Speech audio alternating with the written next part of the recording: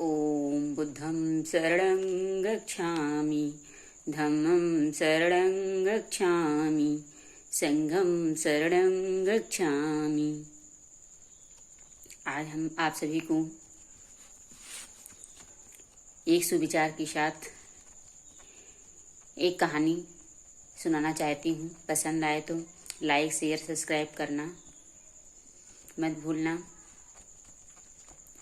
भविष्य के सपनों में मत खो, भविष्य के सपनों में मत खो, और भूतकाल में मत उलझो, और भूतकाल में मत उलझो। सिर्फ वर्तमान पर ध्यान दो, सिर्फ वर्तमान पर ध्यान दो। दूसरा सुविचार है, तीन चीजें ज्यादा देर तक नहीं छुप सकती, तीन चीजें ज्यादा देर तक नहीं छुप सकती, सूर्य, चंद्रमा और सत्य, सूर्य, चंद्रमा और सत्य। अब हम आप लोगों को कहानी सुनाने जा रहे हैं। एक बार गौतम बुद्ध का अनुयायी, जो कि सालों वर्षों से गौतम बुद्ध के पास प्रवचन सुनने आश्रम में आता था, कुछ दिनों के पश्चात वो प्रवचन सुनना बंद कर दिया और घर में ही रहकर अपने कामकाज को करने लगा। बुद्ध कई दिनों तक उस अनुयायी को नहीं देखे तो उस गांव में भिक्षाटन के लिए जाते हैं।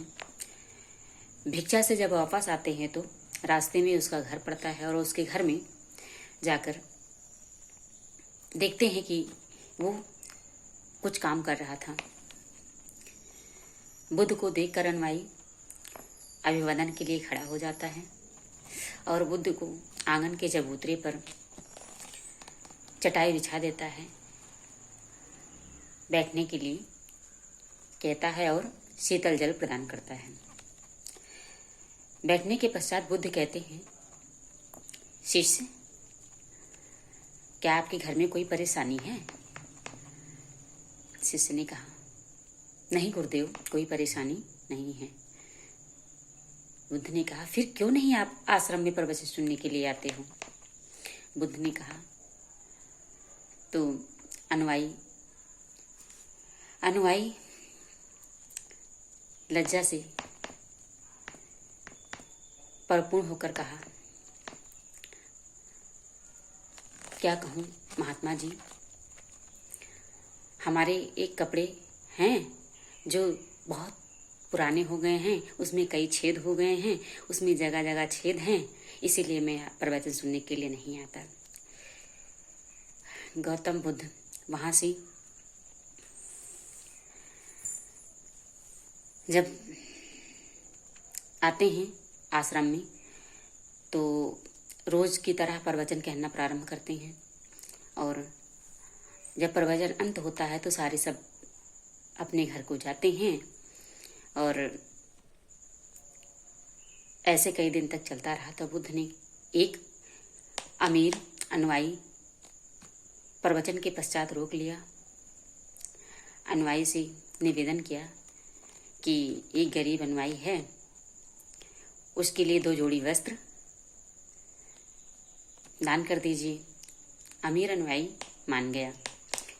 वो प्रवचन के पश्चात अपने घर को जाता है और वहाँ से उसके घर के प्रत्येक सदस्यों के लिए नए कपड़े 2-2 जोड़ी तैयार कर एक पोटली में बंधवा कर अपने नौकर के हाथ बांट देता है। अपने नौकर के हाथ भिजवा कर वो खुश महसूस करता है, प्रसन्नता महसूस करता है। अनुयायी के यहाँ जब वो नौकर पहुँचता है तो कपड़े को देखकर सभी खुश हो जाते हैं, और उसी दिन से वो गरीब अनुयायी आश्रम में प्रवचन सुनने के लिए जाता है। प्रवचन सुनने के पश्चात बुद्ध ने उस गरीब अनुयायी को रोक लिया और कहा, शिष्य, अब आप नए कपड़े में आराम महसूस कर रहे हो? उसने कहा, जी। बुद्ध ने कहा, पुराने कपड़े आपने क्या कर दिया? उसके बिस्तर बिछौने बना लिए। फिर बिछौने का क्या किया? खिड़की में पर्दे के रूप में प्रयोग कर रहा हूँ। खिड़की के पर्दे का क्या किया? उसको घर के लिए पोछा के प्रयोग में ला रहा हूँ। फिर उस पोछे का क्या किया? उस पोछे में के धागे निकल आए थे और उस धागे को साफ कर बत्ती बनाकर दीपक जलाने के लिए रख लिया है। उसमें से कुछ बत्तियां इस आश्रम में भी दान किया है, जो आज से ही यहाँ पर प्रज्वलित होंगी। गौतम बुद्ध उसकी बातों को सुनकर खुश हो जाते हैं और कहते हैं, शिष्य को वस्तुओं का सही प्रयोग करने का तरीका मालूम है। इसी प्रकार से वर्तमान में देखा जाए तो आज की जनरेशन ठीक उल्टा कर रही है। नए कपड़े ही फटने नहीं पाते हैं कि दूसरा फैशन आ जाता है। नई वस्तु ही पुरानी नहीं हो पाती कि दूसरा फैशन आ जाता है और इस्तेमाल सही से नहीं कर पाते, दूसरा ले आते हैं।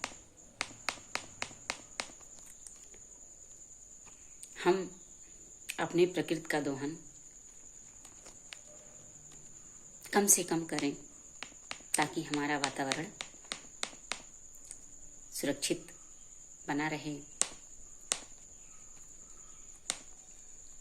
आप लोगों से